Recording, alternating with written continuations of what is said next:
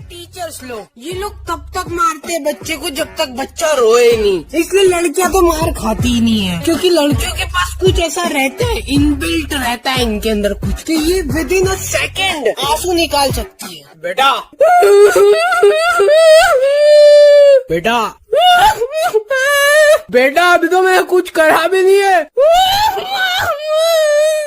बेटा बैठ जाओ, चुपचाप जाओ, बैठ जाओ। चलो बेटा अंकल को पोएम सुनाओ। हाँ बेटे सुनाओ। नमस्ते अंकल। एक कौवा प्यासा था, घड़ा में पानी नहीं था, कौवा मर गया।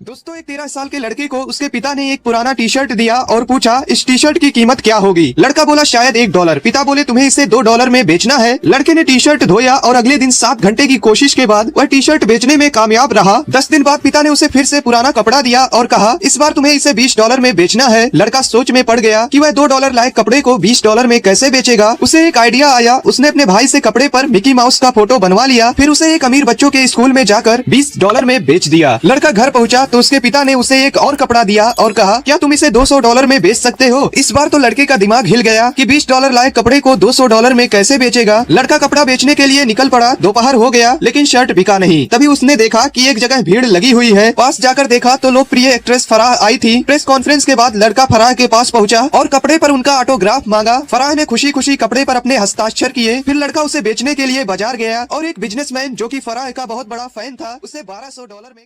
एक बार दो दोस्त एक शादी में गए। जैसे ही वो होटल में आए उनको सामने 2 दरवाजे दिखे। एक पर लिखा था दूल्हे का कमरा और दूसरे पर लिखा था दुल्हन का कमरा। वो दोनों दूल्हे के कमरे में चले गए।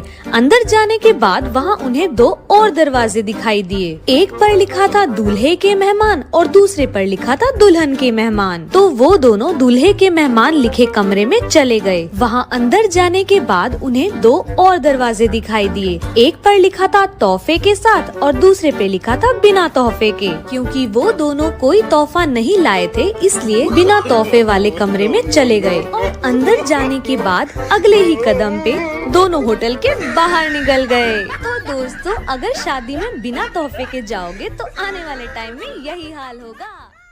धनिया जब स्कूल जाता है तो कभी कभी जल्दबाजी में कुछ चीजें भूल जाता है। जैसे कभी टिफिन भूल गया, ज्योमेट्री बॉक्स भूल गया या थर्मस ही भूल गया। अब शिक्षा भैया धनिया से बहुत प्यार करते हैं, इसलिए अगर वो कुछ भूल जाता है तो शिक्षा भैया उसको हमेशा याद दिला देते हैं।